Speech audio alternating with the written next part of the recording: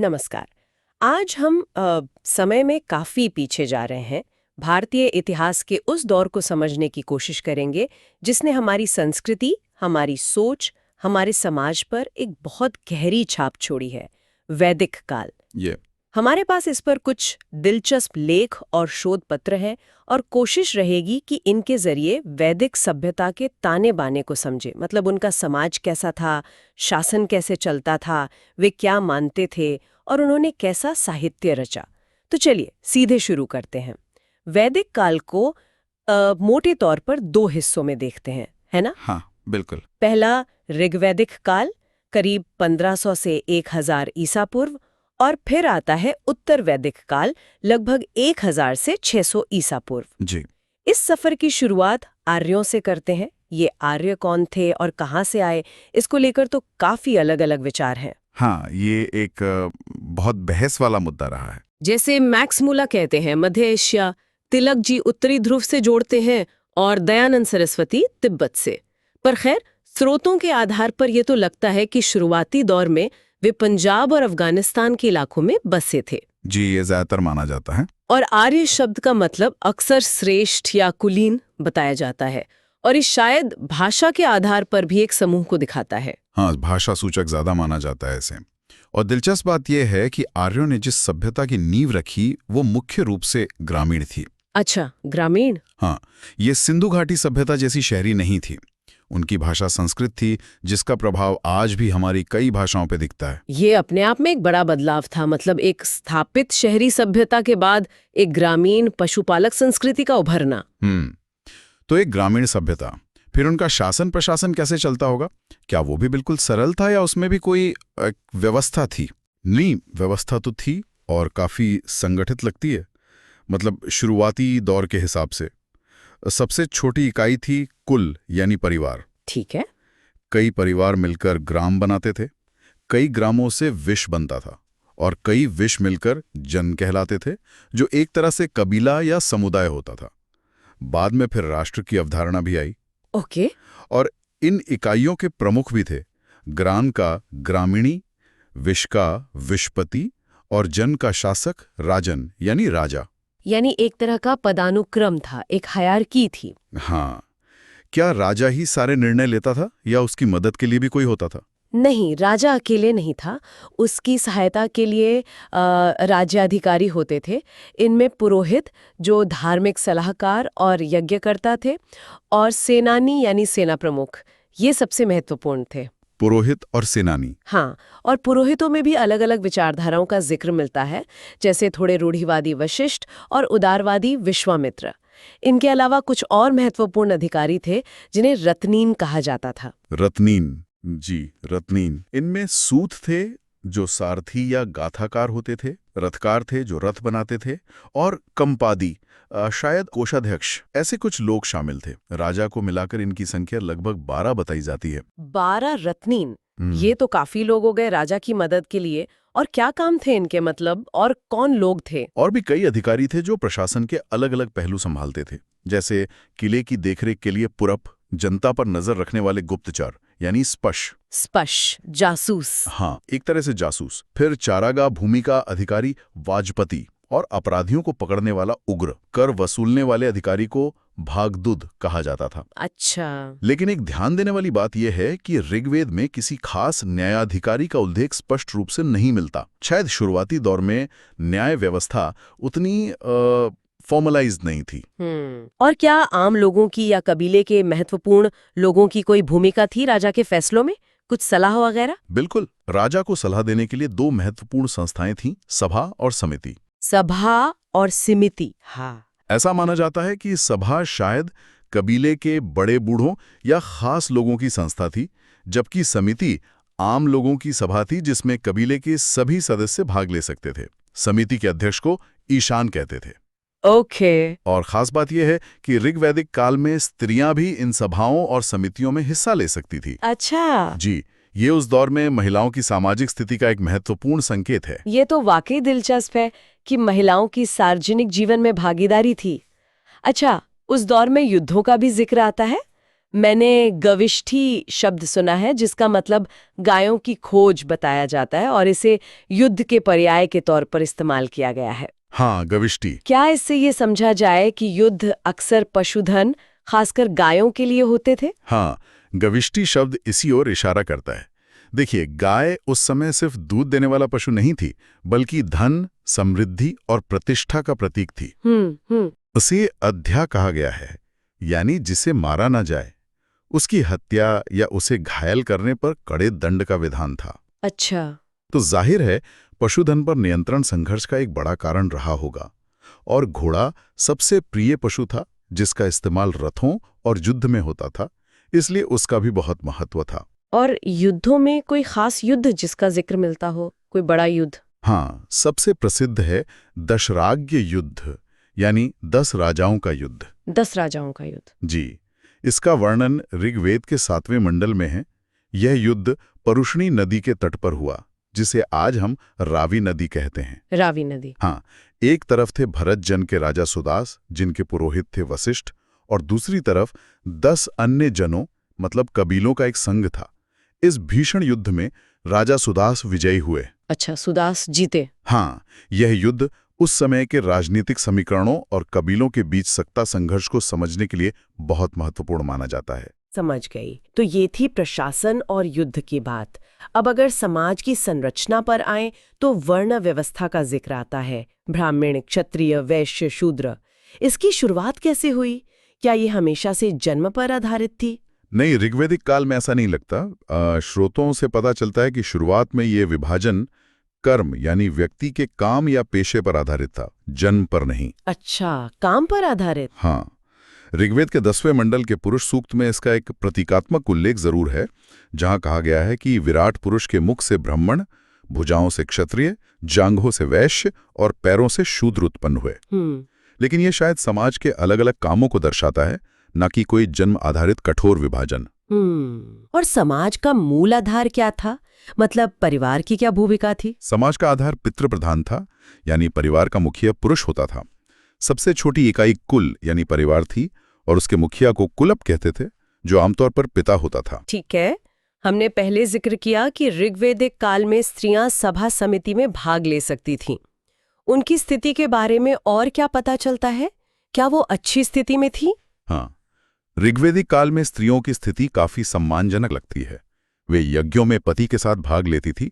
बाल विवाह या पर्दा प्रथा जैसी सामाजिक बुराइयां उस समय प्रचलित नहीं थी। अच्छा। विधवा विवाह की अनुमति थी, खासकर देवर से विवाह, जिसे नियोग प्रथा कहते हैं।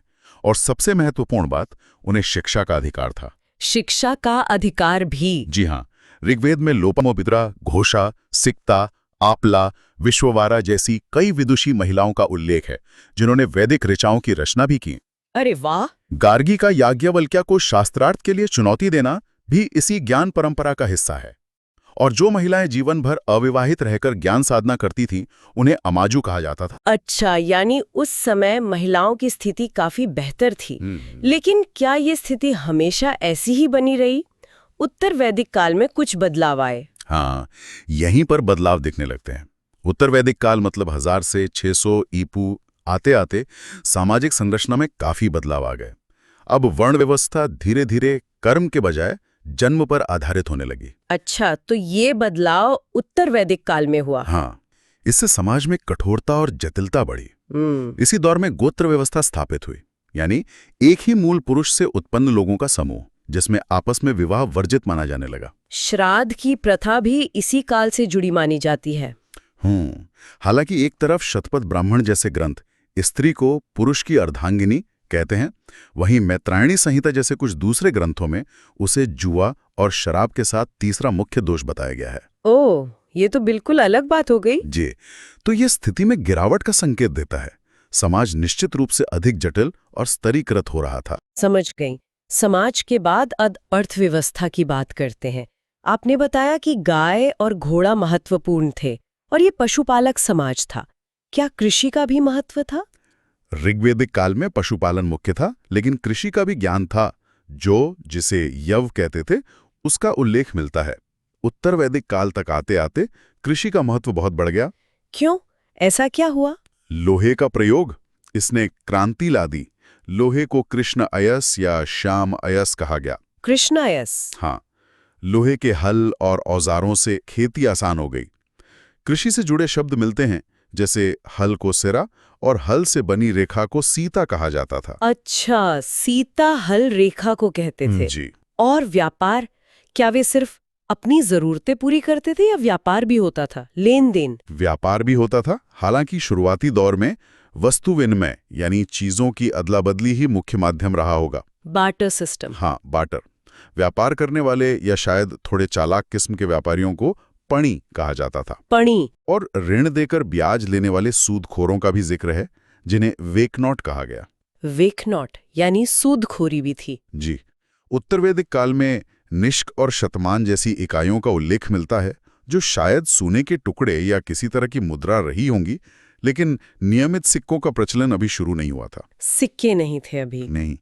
इसी काल में हमें कौशाम्बी जैसे नगरों में पहली बार पक्की ईंटों का प्रयोग भी दिखता है। अच्छा, पक्की ईंटें। हाँ, जो धीरे धीरे शहरीकरण की ओर लौटने का संकेत हो सकता है। और विभिन्न शिल्पों का भी विकास हुआ, जैसे बढ़ई, जिन्हें तक्षा कहते थे, सुनार यानी स्वर्णकार, चर्मकार, जुलाहा, वाय, धातु का काम करने वाले कर्मा आदि। चलिए अब उनके धार्मिक जीवन और मान्यताओं को समझते हैं। ऋग्वैदिक काल के प्रमुख देवता कौन थे? वो किसकी पूजा करते थे? ऋग्वैदिक आर्य मुख्यतः प्रकृति की शक्तियों की पूजा करते थे। उनके सबसे प्रिय देवता थे इंद्र। इंद्र। हाँ, जिन्हें भी युद्ध का नेता और वर्षा का देवता मानते थे। ऋग्वेद में सबसे ज्यादा लगभग 250 सूक्त इंद्र को ही समर्पित हैं। 250? काफी ज्यादा। जी। दूसरे महत्वपूर्ण देवता थे अग्नि, जिन्हें मनुष्य और देवताओं के बीच मध्यस्थ माना जाता था। उन्हें लगभग 200 सूक्त समर्पित हैं। अग्नि। फिर वरुण देवता थे, जिन्हें नैतिक व्यवस्था और ब्रह्मांडीय नियम, जिसे ऋत कहते हैं, उसका संरक्षक ऋतस्य गोपा कहा गया। ऋतस्य गोपा। सोम एक वनस्पति देवता थे, जिनसे सोमरस नाम का पेय बनता था, जिसका धार्मिक अनुष्ठानों में विशेष महत्व था। सूर्य, जिन्हें सवित्र भी कहते हैं, जिनसे गायत्री मंत्र जुड़ा है। और पूषण, जो पशुओं के देवता थे, ये भी महत्वपूर्ण थे। और नदियों का भी धार्मिक महत्व था। हाँ, नदियों को भी पवित्र माना जाता था। सरस्वती नदी को सबसे पवित्र माना गया और नदी तमा यानी सबसे श्रेष्ठ नदी कहा गया है। नदी तमा। हालांकि ऋग्वेद में सबसे अधिक बार उल्लेख सिंधु नदी का मिलता है। गंगा का उल्लेख सिर्फ एक बार और यमुना का 3 बार हुआ है, जिससे उनके शुरुआती भौगोलिक विस्तार का भी अंदाजा लगता है। अच्छा, क्या उत्तर वैदिक काल में धार्मिक मान्यताओं में भी बदलाव आया, जैसे समाज और अर्थव्यवस्था में आया था? बिल्कुल। उत्तर वैदिक काल में धार्मिक विचारों और कर्मकांडों में महत्वपूर्ण परिवर्तन हुए। ऋग्वैदिक देवता इंद्र और अग्नि का महत्व कुछ कम हो गया। ओह। और उनकी जगह प्रजापति, जिन्हें सृष्टि का रचयिता माना गया, वो सबसे महत्वपूर्ण देवता बन गए। विष्णु, जिन्हें पहले एक छोटे देवता के रूप में देखा जाता था, अब संरक्षक के रूप में उभरे और उनके 3 पगों की कथा विकसित हुई। 3 पगों वाली कथा? जी। रुद्र, जिन्हें बाद में शिव के रूप में पूजा गया, का महत्व भी बढ़ा। लेकिन सबसे बड़ा बदलाव यज्ञों को लेकर आया। यज्ञों में क्या बदलाव आया? यज्ञ बहुत जटिल, खर्चीले और लंबे हो गए। राजसू, जो राज्याभिषेक के समय होता है, अश्वमेध साम्राज्य विस्तार के लिए, और वाजपेय शक्ति प्रदर्शन के लिए, ऐसे बड़े बड़े यज्ञ होने लगे जिनमें बड़े पैमाने पर पशु बलि दी जाती थी। पशु बलि भी बढ़ गई? हाँ, पुनर्जन्म का सिद्धांत भी पहली बार शतपथ ब्राह्मण में इसी काल में मिलता है। लेकिन क्या सभी लोग इन जटिल यज्ञों से सहमत थे? मतलब ये खर्चीले और जटिल थे? शायद नहीं। लगता है इसी जटिल कर्मकांड की प्रतिक्रिया में उपनिषदों का दर्शन विकसित हुआ। अच्छा, उपनिषद इसके बाद आए? मतलब उनका विकास इसी दौर में हुआ। उपनिषदों ने यज्ञों के बजाय ज्ञान मार्ग, ध्यान और आत्म साक्षात्कार पर जोर दिया। उन्होंने ब्रह्म यानी परम सत्य और आत्मा यानी व्यक्तिगत चेतना के संबंध, सृष्टि के रहस्य और मोक्ष जैसे गूढ़ विषयों पर चिंतन किया। ये हमारे दर्शन की नींव बने। उस समय के रहन सहन, पहनावे और मनोरंजन के बारे में क्या जानकारी मिलती है? सोमरस एक महत्वपूर्ण पेय था, जैसा हमने बात की। वस्त्रों में मुख्य रूप से 3 तरह के कपड़ों का जिक्र है। वास, जो नीचे पहना जाता था, अधिवास, जो ऊपर शॉल की तरह ओढ़ा जाता था, और उष्णीश यानी पगड़ी। वास, अधिवास, उष्णीश। हाँ, अंदर पहने जाने वाले वस्त्र को नीवी कहते थे। मनोरंजन के लिए संगीत था, गायन और वाद्य दोनों। रथों की दौड़, घुड़दौड़ और पासे का खेल, जिसे द्यूत क्रीड़ा कहते हैं, वो लोकप्रिय थे। द्यूत क्रीड़ा, पासे का खेल। जी। इन सब बातों की जानकारी का मुख्य स्रोत तो वैदिक साहित्य ही है। इसके बारे में थोड़ा और जानना चाहेंगे। वेद का मतलब ज्ञान होता है और इन्हें श्रुति भी कहते हैं, यानी सुनकर याद रखा गया। सही कहा। वेद 4 हैं, ऋग्वेद, यजुर्वेद, सामवेद और अथर्ववेद। इन चारों को मिलाकर संहिता कहते हैं। संहिता। हाँ, और पहले 3 वेदों यानी ऋग्वेद, यजुर्वेद और सामवेद को मिलाकर वेदत्रयी भी कहा जाता है। शायद अथर्ववेद को बाद में जोड़ा गया या उसका विषय थोड़ा अलग माना गया। अच्छा, वेदत्रयी, तो इनके बारे में थोड़ा बताएं। जरूर। ऋग्वेद सबसे प्राचीन है। इसमें देवताओं की स्तुति में रची गई ऋचाएं या भजन हैं। इसमें 10 मंडल हैं। इसके पाठ करने वाले पुरोहित को होत्री कहते हैं। प्रसिद्ध गायत्री मंत्र 3रे मंडल में है और वर्ण व्यवस्था वाला पुरुष सूक्त 10वें मंडल में। होत्री, ठीक है। यजुर्वेद में यज्ञ करने की विधियों और मंत्रों का वर्णन है। ये गद्य और पद्य दोनों में है। इसके पाठकर्ता को अध्वर्यु कहते हैं। अध्वर्यु। सामवेद को भारतीय संगीत का स्रोत माना जाता है। इसमें यज्ञों के समय गाए जाने वाले मंत्र हैं जो ज्यादातर ऋग्वेद से ही लिए गए हैं। इसके गायनकर्ता को उद्गात्री कहते हैं। उद्गात्री, संगीत का स्रोत। हाँ, और चौथा है अथर्ववेद। इसमें आम लोगों के जीवन, जादू टोना, औषधि, रोग निवारण और सामाजिक नियमों का जिक्र है। इसे पढ़ने वाले को ब्रह्मा कहा जाता था। इसी में सभा और समिति को प्रजापति की 2 पुत्रियां कहा गया है, जो उनके महत्व को दर्शाता है। अच्छा, प्रजापति की 2 पुत्रियां, ये अथर्ववेद में है। जी। वेदों के अलावा भी तो कई ग्रंथ हैं, ब्राह्मण, आरण्यक, उपनिषद। इनका क्या महत्व है, ये क्या है? हाँ, वैदिक साहित्य बहुत विशाल है। वेदों के बाद आते हैं ब्राह्मण ग्रंथ। ये वेदों के गद्य में लिखे गए भाष्य या टीकाएं हैं। ये यज्ञों के कर्मकांडों की व्याख्या करते हैं और उनसे जुड़ी कथाएं बताते हैं। शतपथ ब्राह्मण, जो यजुर्वेद से जुड़ा है, वो सबसे प्रसिद्ध और महत्वपूर्ण है। शतपथ ब्राह्मण। फिर हैं आरण्यक। आरण्य का मतलब होता है जंगल। तो ये ग्रंथ जंगलों में रहने वाले ऋषियों द्वारा रचे गए। इनमें यज्ञों के पीछे छिपे दार्शनिक रहस्यों और चिंतन पर जोर है। ये कर्मकांड से ज्ञान मार्ग की ओर एक तरह का ट्रांजिशन दिखाते हैं। ज्ञान मार्ग की ओर। हाँ, और फिर आते हैं उपनिषद। इन्हें वेदांत यानी वेदों का अंतिम भाग या सार भी कहते हैं। इनकी संख्या 108 मानी जाती है। इनमें गुरु शिष्य संवाद के रूप में आत्मा, ब्रह्म, सृष्टि और मोक्ष जैसे गहन दार्शनिक विषयों पर चर्चा है। ये भारतीय दर्शन के मूल स्रोत हैं। उपनिषद। हाँ, कठोपनिषद का यम नचिकेता संवाद या बृहदारण्यक का याज्ञवल्क्य गार्गी संवाद बहुत प्रसिद्ध हैं। हमारा राष्ट्रीय आदर्श वाक्य सत्यमेव जयते भी मुंडकोपनिषद से लिया गया है। सत्यमेव जयते, हाँ, ये तो पता है जी। और वेदांग, सूत्र, महाकाव्य, पुराण, ये सब भी इसी साहित्य का हिस्सा है। हाँ, ये बाद के विकास है, लेकिन वैदिक परंपरा से ही जुड़े हैं। वेदांग 6 हैं जो वेदों को सही ढंग से समझने में मदद करते हैं। शिक्षा यानी उच्चारण, कल्प यानी कर्मकांड, व्याकरण, निरुक्त यानी शब्दों की उत्पत्ति, छंद और ज्योतिष। 6 वेदांग। फिर सूत्र साहित्य आया, जिसने विशाल वैदिक ज्ञान को संक्षिप्त सूत्रों में बांधने का काम किया। इसमें स्रोत सूत्र थे यज्ञों के नियमों के लिए, गृह सूत्र पारिवारिक संस्कारों के लिए, धर्म सूत्र सामाजिक धार्मिक नियमों के लिए और शुल्ब सूत्र यज्ञ वेदी बनाने की विधि के लिए। शुल्ब सूत्रों में भारतीय ज्यामिति के बीज मिलते हैं। अच्छा, ज्यामिति भी। हाँ, इसके बाद महाकाव्य रचे गए। महाभारत, जिसका मूल नाम जय संहिता था, और रामायण, और फिर पुराण आए, जिनकी संख्या 18 है, जिनमें इतिहास, वंशावलियां, मिथक और धार्मिक कथाएं हैं। वाह, ये तो बहुत ही विशाल साहित्य है। अच्छा, उत्तर वैदिक काल की कुछ और खास बातें जो इस दौर को समझने में मदद करें। आपने बताया कि समाज जटिल हो गया था। हाँ, इस समय तक जन मिलके जनपद बनने लगे थे। मतलब छोटे कबीलाई राज्य अब भौगोलिक क्षेत्रों पर आधारित राज्यों का रूप ले रहे थे। जनपद। जी। कुरु, जो दिल्ली मेरठ का क्षेत्र था, और पांचाल, पश्चिमी उत्तर प्रदेश वाला इलाका, ये सभ्यता के केंद्र बन गए। काशी, कौशल, विदेह, मगध जैसे राज्यों का उदय हुआ। राज्यों का उदय। हाँ, और एक और दिलचस्प बात यह है कि उपनिषदों में हमें विदेह के राजा जनक, पांचाल के प्रवाहण जाबाली, केकय के अश्वपति और काशी के अजात शत्रु जैसे क्षत्रिय राजाओं का भी दार्शनिक चिंतन करते हुए उल्लेख मिलता है। क्षत्रिय राजा और दार्शनिक चिंतन। जी, यह दिखाता है कि ज्ञान और दर्शन केवल ब्राह्मणों तक ही सीमित नहीं था। और सामाजिक जीवन में आश्रम व्यवस्था का भी जिक्र आता है, वो क्या थी? हाँ, उत्तर वैदिक काल में जीवन को 4 आश्रमों में बांटा गया।